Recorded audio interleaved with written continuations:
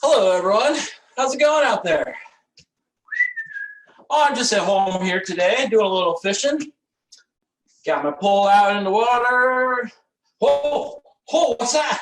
Oh, I got a big one. Oh, it's a fighter. It's a mean old fighter here. Oh, I got him.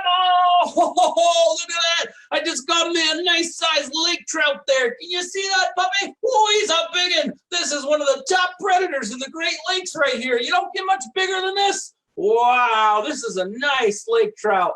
Well, hey there, everyone. Thanks for tuning in. I'm glad you're here today to join us for another edition of Homes at Home, our webinar series where you can engage with the Great Lakes in your own home. Hey, just speaking of homes, by the way, that's our acronym to remember the Great Lakes. And we got our trusty old Great Lakes map back here with the watersheds outlined. And let's go through them again and see if you can remember them. I want you to shout out the name of the lakes at home when I point to them. But this day, we're going to go through them by size. And we're going to go from the biggest lake to the smallest lake by volume. Volume? What you ask what volume is? Well, volume is how much is inside of a container or how much something can hold. And so in this case, volume is the amount of liquid, like in gallons. And so let's start with the biggest lake up here at the top. Starts with an S. Shout it out at home. That's right, it's Superior. All right, and moving down to the second biggest lake. It's a nice, beautiful lake, namesake of our state. Starts with an M. Shout it out. It's Michigan. Moving along to the third biggest lake by volume. This has got a whole bunch of awesome channels and bays and islands.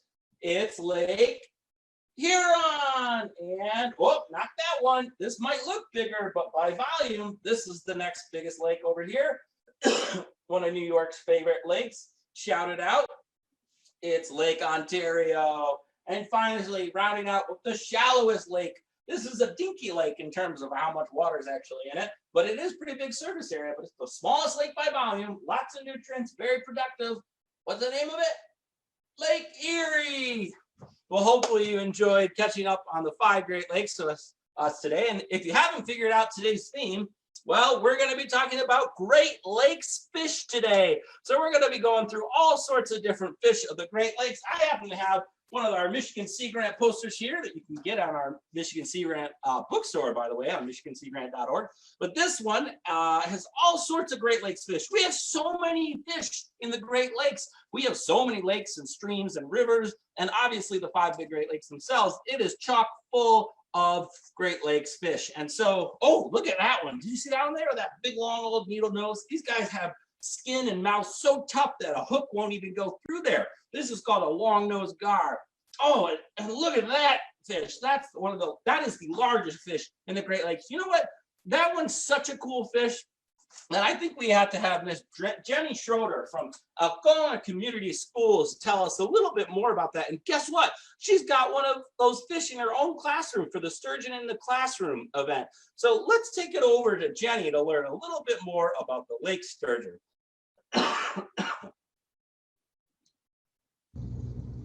Hello, my friends. This beautiful creature is a juvenile lake sturgeon. It is currently about 1 foot long, but can grow to be up to 7 feet long. They are native to Michigan, but a threatened species.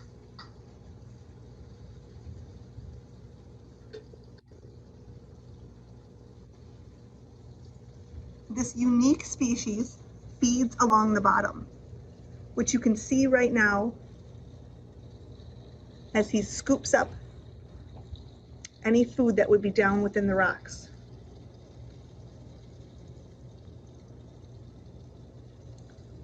Feeling with his barbels.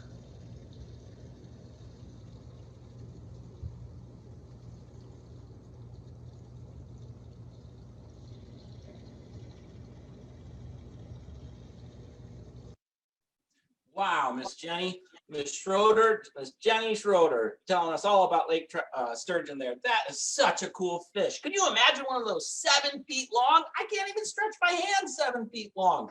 That would be huge.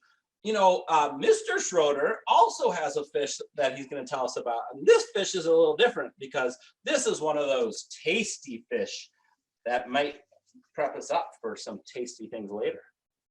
Take it away, Mr. That Schroeder. was one fantastic lake sturgeon.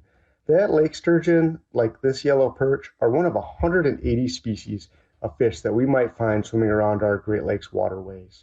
From the offshore waters of the Great Lakes to the nearshore waters, coastal wetlands, inland rivers, lakes, and streams, we are just simply rich in a wide diversity of Great Lakes fish.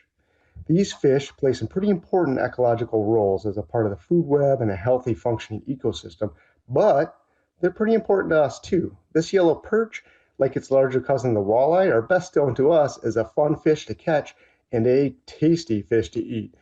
So beyond their ecosystem roles, we have a lot of reasons to appreciate these amazing fish. Wow, thanks, Mr. Schroeder. That does look like a tasty fish. We'll get back to that in a second, but let's keep learning a little more about fish. In fact, I want to quiz you at home and see if you know some of the names of some of the other Great Lakes fish we have out here. Here's the first quiz fish right here. Ooh, this is a tasty fish too. In fact, this is the most widely caught commercial fish in all the Great Lakes. It's super yummy and nutritious. It's about a really bright colored fish. That might be a hint. In fact, it's white. Have you guessed it? It's the lake whitefish. Lake whitefish. Yeah, this is an awesome fish that you can get in stores and fisheries across the Great Lakes. Whoa, I got another big one here. Ooh, this is another great fish. See if you know the name of this. If you know it at home, make sure you're shouting it out. Shout it out. This fish has brightly colored pink stripe down the middle. It's almost like all the colors of the rainbow are in here. Do you know the name of it? It's a rainbow trout. Yeah, and fun fact, this fish is also called a steelhead when it swims and lives in the Great Lakes. And so sometimes we call them steelhead too, same species, but a little bit different fish versions. All right, last one here that we're gonna take a look at. Oh, this is a tiny fish. It doesn't get much bigger than this, but boy, are they tasty. It takes quite a few to make a meal, but they swim around in big schools, so you can often get lucky and catch a bunch. Anybody know the name of this fish? We just saw it in Mr. Schroeder's video. It's the yellow perch. Yellow perch. These are all Great Lakes fish that you can go out and catch yourself if you happen to have a fishing pole and a place to go out and fish. And if you do happen to be out and about and want to know a little more about fish, some great resources. The Life of the Lakes book from Michigan Sea Grant is an awesome book to learn more about fish. Or if you're looking for a fish ID guide, Great Lakes Fishes is another Michigan Sea Grant book. And you can learn more about those fish there. Or you can check out our free trout and salmon guide that Mr. Dan O'Keefe just came out with. Lots of resources to learn more about fish. But obviously, you're all probably like me, a little bit hungry. It's kind of getting close to lunchtime, and you heard about how tasty a lot of these fish are. So today, we're going to switch over and we're going to learn about how to cook your own fish dish at home. And so today's challenge is to cook a fish dish at home. So we're going to change it up here a little bit, and we're going to do a cooking demo. It's time to cook some fish. All right, now a lot of people are scared of fish. They think, oh, I can only order that at a restaurant. It's too hard to cook, or I don't know how to get the right fish that's good and healthy. Well, I got news for you. Fish is one of the darndest, easiest things to cook ever. You literally can put it in a broiler or in a grill or in a pan or in the oven, cook it for about 3 to 5 minutes. It don't take very long to cook, and they are ready to go, super tasty. And you can top them with just about anything, but I'm going to show you a super simple recipe to cook this walleye fillet that I've cut up into 3 pieces here. Now I got this walleye, not by catching it myself. I'm not a great fisher, but thankfully Barbeau Fisheries down the street from me over in the Drummond Island area, they harvest these fish, and we were able to get a case of them. And so this is a great Great Lakes fish that has a very mild flavor and super yummy. If you're wondering where you can get your own Great Lakes fish, well, of course, you can get a fishing license and go out and catch them. You can also go to the majority of our grocery store chains like Meijer or Kroger often have a Great Lakes fish in the counter up at the front. So check out and ask for your Great Lakes fish there. You can also check out the Michigan Fish Producers website that Geneva will share in the link, as well as the Michigan Aquaculture Association website to find your closest fishmonger or fish house or aquaculture farmer where you can get the freshest, localist fish available. Our Great Lakes Fisheries Heritage Trail is another website that shows where you can get fish. Okay, I've talked too much. Let's jump into the cooking of this fish. I am only going to use 6 ingredients, and I really could just use these 3 and it would still be really tasty. This is a little fancy topping, but we're going to just, to start with these 3. So this is olive oil, and I'm going to start by putting some olive oil on top. Bloop, bloop, bloop, bloop, bloop, bloop, bloop, bloop, bloop. Oh, I made a mess, but that's okay. So we got olive oil on top there. The next thing we're going to do is a little salt, and a little pepper. And guess what? This fish is ready to go. Oh my gosh, I'm so excited that my webcam just fell off of my table. Woo! That was a crazy one there, folks. Okay, I got to calm her down. Now that we're back and rolling, we have got our fish ready to go. And guess what? I can actually put it into the oven with just these 3 ingredients, and I can cook it and eat it just like this. And it's going to taste marvelous. But if you're a little bored, think this is a little boring, well, you can spice it up. Really, you can top your fish with just about anything. Here's some salsa.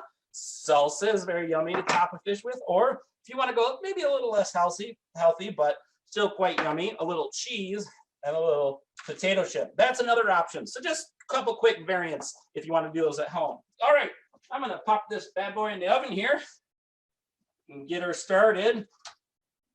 And I'm going to use the top rack and broil this. I'm going to broil it for about 3 to 4 minutes. Now, while that's broiling, I've got some fun facts for you. What temperature should you cook your fish to? Anybody have any guesses there? Hint on the thermometer here. How do you know your fish is done? Hey, guess what? 145 degrees. That's what you cook your fish to. It'll be light and flaky and ready to go. How about if you have frozen fish? Frozen fish can actually be a great way to get a nice fresh fish into the house. Some people say frozen fish doesn't taste as good, but a lot of taste test studies show that if you freeze it right, it's going to be just as high a quality in terms of flavor and appearance. But you need to thaw it. What's the best way to thaw it? Is it in the microwave, in the fridge, or running under cold water? All 3 of these are acceptable ways, but there's only one that comes out really nice and best condition. Shout it out at home. It's the fridge, the refrigerator. All right, finally, last thing. What is it that makes seafood healthy? Why is fish healthy? Why is this something you should eat at home? Shout out a few guesses at home. If you said it's got lots of protein, you'd be right. 1 3-ounce serving of fish has 1/3 of your daily protein. That's just a dinky little 3 ounces, 1/3 of your daily protein. It's full of omega-3 fatty acids that are super yummy for you. It's full of vitamins and minerals that are great for you too. So definitely check out fish if you haven't before. And I highly encourage you to go with Great Lakes fish from our sustainable fisheries and aquaculture farms across the Great Lakes region. All right, now I think my fish is done. Through the magic of the internet. Oh, look at that bad boy right there. Oh, that's a yummy fish. Whoo, that's a hot one. So that's my fish with the salt and pepper on it. And I'm gonna just finish this off with a really simple combination of butter and dill weed. Dill weed is a really yummy flavoring for fish. So all I do is just melt a stick of butter, and then I just take some dill and I put that in my butter. Woohoo! Now we're ready to go. Then you take this with a little brush or a spoon or whatever, or you can just dump it, and yeah, lots of butter on there. Now my walleye is ready to go. That's it. It's that easy, folks. I actually think I might make this just a smidge fancier with a little lemon on top. And voila, look at that. Look at that. It's done, folks. Ooh, it's going to be so yummy. I can't wait to eat this walleye when we're done with our Q&A section. Real quick, if you want to learn some other great recipes, again, head to the Michigan Sea Grant website. We have a cookbook for sale, but we have a whole list of free things on our Freshwater Feast website. That's Freshwater Feast at the Michigan Sea Grant website. And Geneva will share a link to that.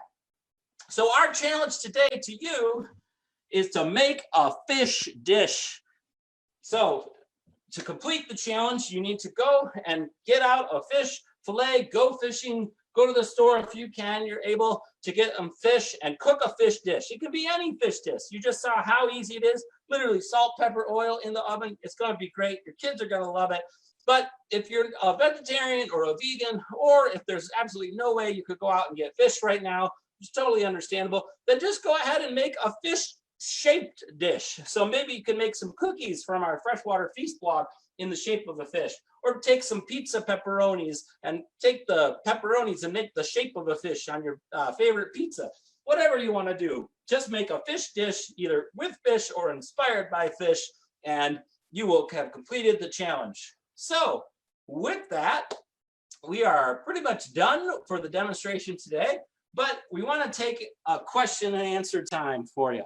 So Geneva, are you there? Hi there, everybody. This is Geneva. I'm Elliot's coworker, and I'm over in Ann Arbor, Michigan. And you won't be seeing me on screen, but you'll hear me asking Elliot some of your questions. If you have questions for Elliot, don't forget to use the Q&A box in your Zoom toolbar, or drop them in the Facebook Live comments, and we'll make sure that Elliot gets them. So we have a whole bunch of people wondering, Elliot, do you have a favorite fish? Oh, favorite fish. Well, it depends if we're talking about fishing or eating, but one of my favorite fish to eat actually is this walleye that I just cooked. Walleye has a nice firm texture. It makes a really great fried fish, but it also makes a pretty good grilled fish. Walleye is probably my absolute favorite fish. A close runner-up would be perch and rainbow trout. Those are two other great ones. Great question. Awesome. So we have Jack and Thomas wondering about salmon. Do salmon live in waters around Michigan? Ooh, that is a great question, Zach and Thomas. And it's a little bit complicated. The short answer is yes, we do have salmon in the Great Lakes. Like this king salmon, the king of all salmon, and one of the largest fishes in the Great Lakes. You can catch these out of Lake Michigan, still pretty plentiful there, and also in the other lakes, but not quite as many. Salmon are actually not native to the Great Lakes. Salmon were introduced to help control a little fish called alewife, which is an invasive species, but something that salmon, which are from the oceans, know already how to eat. And so we brought them here many years ago and put them in our waters to try to control that. And now we actually have a great, tasty and fun recreational fishery in those salmon. Great. So if anybody wants to go out and find some salmon, you can find Great Lakes salmon in stores near you, or you could maybe fish for some once the weather warms up a little bit. We've got a couple people wondering, what kind of fish lives the longest in the Great Lakes? That's a great question. So I believe the longest living fish is the sturgeon that we saw Miss Schroeder show us a video of one. The sturgeon can get up to 7 feet long, and I believe it can live over 100 years. And so they are a very long-lived fish. They live a long time. There are other fish like lake trout that can live 20, 30 plus years, but the sturgeon is the longest lived fish in the Great Lakes and the biggest. Speaking of the sturgeon, when we saw that video of the fun sturgeon in Miss Schroeder's classroom, what were those little dangly things on the side of the sturgeon's face? Those are its barbels. The barbels are very sensitive, full of nerve endings that help that sturgeon detect food in the rocks underneath its mouth there, so that it can just go and suck up those little pieces of food that he's looking for. Hey, I saw a question there that was, are all fish safe to eat? And that's a great question. Check out the Eat Safe Fish website from the Michigan Department of Health and Community Services. And it has a great guide on how to make sure the fish that you catch are safe.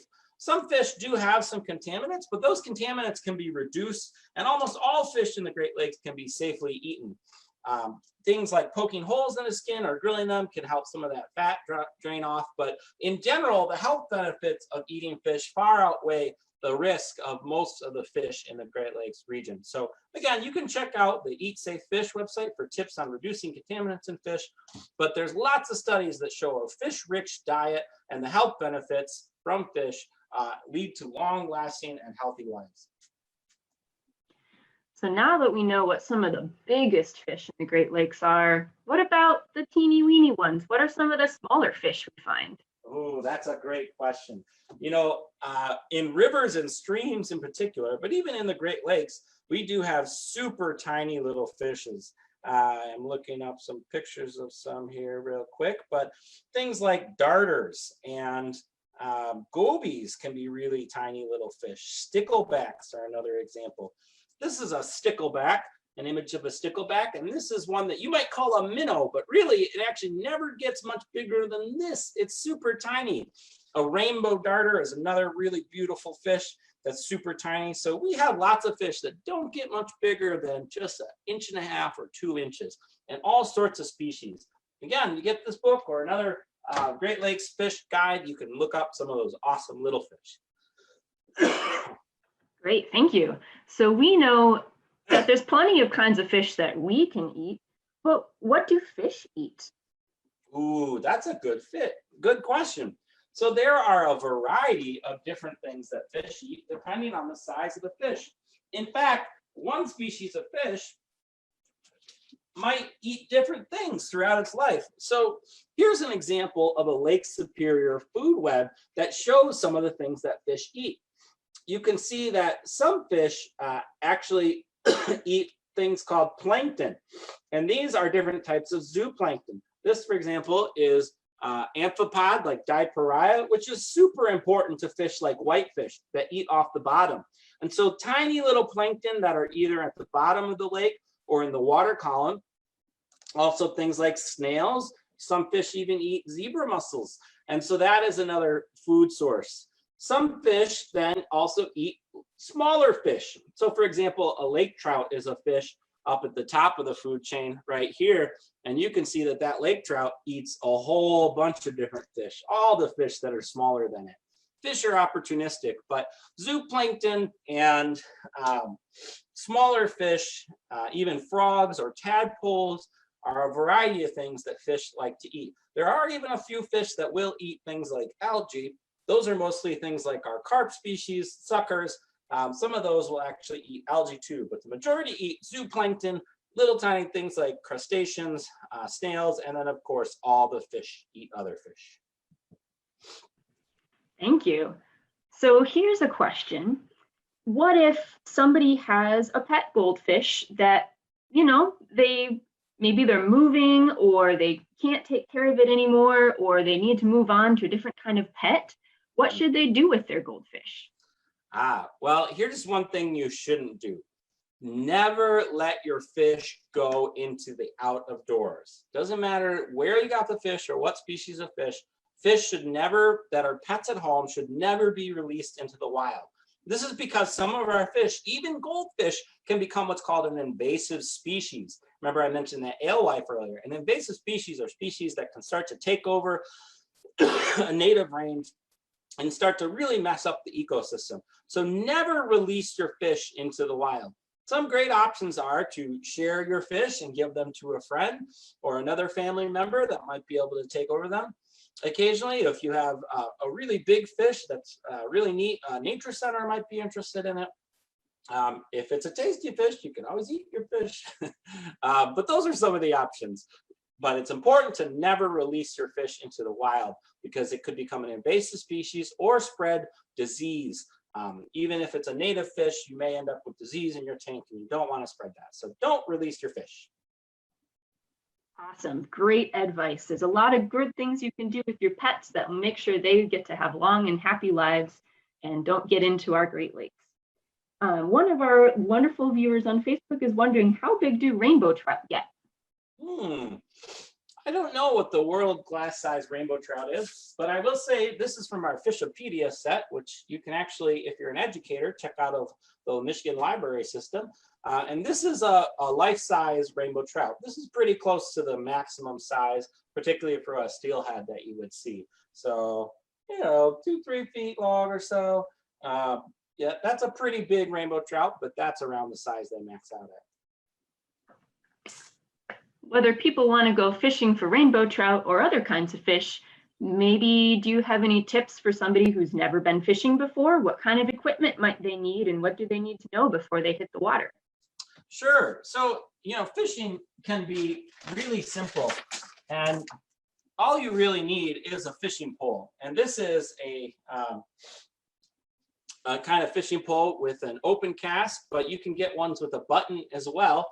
And you really don't even need to know how to cast. If you go to, example, an inland lake that's very productive, that might be a little warmer and have more nutrients, it's going to be a little bit easier to get started than, say, going right into the big Great Lakes or even a river or a stream. So I'd suggest starting out at an inland lake around maybe your own house. And there are thousands of inland lakes in Michigan and the Great Lakes region. And all you really need is some sort of line and some sort of way to reel it in. You can even get really simple and just use a wooden spool that you can actually wrap a string around to reel in your fish. And then of course, at the end, you need some sort of sharp contraption like a hook. So for bait, if you're just fishing for panfish, you can use things like worms that you can buy at almost any bait shop or any even major grocery chain that has any kind of fishing section or sports shop. And then you can also use bread if you really need to. That's also going to work for panfish. So to get started, you really just need a string, something to reel the string in, something sharp, and some kind of bait at the end. Do you need a license to be able to go fishing? That is a great point there, Geneva. If you are an adult in the state of Michigan, you do need a license to go fishing. If you live out of the state, you also need a license, and you can purchase those electronically now on the Michigan DNR's website, or you can go to a local shop that sells licenses. Many bait shops sell those. Great, thank you. We have just a few more minutes for questions, so feel free to send in any of your burning questions. We have a lot here. I don't think we're going to be able to get through them, but we'll do as many as we can before 11 o'clock. What happens if you get real lucky and you catch a fish out in your lake or your river? What do you do with it before you can eat it? That's a great question. So there are actually two options. You don't have to keep your fish to eat them. Catch and release is a very common thing for people that just don't really want to eat the fish or that want to make sure that fish population stays healthy. And so you can actually release that fish. But if you decide to keep your fish to eat it, which is another great option, you can basically, what you need to do is try to immediately get the fish into a container with ice. Putting your fish on ice right away as soon as possible is very important. Live wells are an option on some boats, but for most people, if you can put your fish on ice, or you can bring a cooler that you actually fill with ice and water, that's the best option. So put your fish into an ice slurry, and then when you get home, you need to fillet your fish. And so that means you take the major meat out of the sides of the fish. You can have a nice fillet like this. And there's a great fillet guide, again, on the Eat Safe Fish website that shows you how to fillet a fish like a walleye. So those are the two key things. One is to keep your fish on ice, and then once you fillet it, you're ready to go and you can eat it within the next 24 to 48 hours. If you feel like you caught a lot of fish and you want to save some of it for later, then just pack it in an airtight vacuum sealable bag and put it in your freezer for later. Great tips. So if anybody gets real lucky when they're fishing and now they know what to do with the fish that they caught. Just a couple more minutes. Camilla on Zoom would very, very much like to know what fish are made of. And you can answer that however you'd like. What fish are made of? Yes. Well, fish are made of a whole sorts of different things, just like all living organisms. They are made out of fats, proteins, carbohydrates, and nucleic acids, if you're talking molecularly. But if you look inside of a fish, most fish have bones, just like many other animals do. And so fish have bony structures, and then they have meat around that bone, and then they have a whole set of internal organs that keep them alive. Sounds like you got a phone call over there. I do. All right, that is great. So Carter is wondering, do fish taste different from each other? Types of fish? That is a great question, Carter. Fish do have slight differences in the taste. It depends how much fish you eat and how good you are at being able to tell the difference. Fish really change majorly, though, in texture. Texture is one of the biggest things that changes with fish. So some fish are very light and flaky, and other fish are very firm.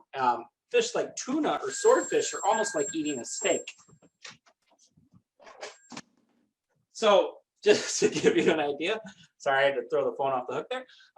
So to give you an idea, salmon are some of our more firm fish in the Great Lakes, or trout. And they can have a little bit more of a strong kind of flavor that comes with a fish, whereas fish like walleye and bass are kind of medium texture, still some flavor. And then our very mild fish are things like whitefish. Whitefish is a very mild, a thinner fish, much flakier and lighter. So texture is the big thing that changes, but there are subtle changes in flavor too. Which means Awesome. if you've had a fish and you think, oh, I don't like fish. Well, have you had all the fish? There are hundreds of species of fish, and there are hundreds of ways to prepare them. So chances are, if you tried fish and you didn't like it, you probably just didn't have the right fish or the right recipe. That's a great point. There's a lot of ways to be curious about fish. So it is 11 o'clock, but before we wrap up, one burning question. Are there sharks in the Great Lakes?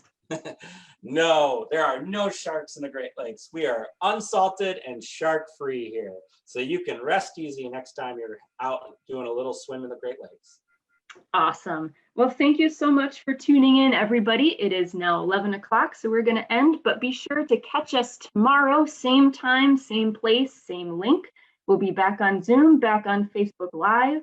And if you know anybody who's interested in these videos and hasn't been able to watch them, they can find the videos on our Facebook page after we're done. They're going to be archived up there.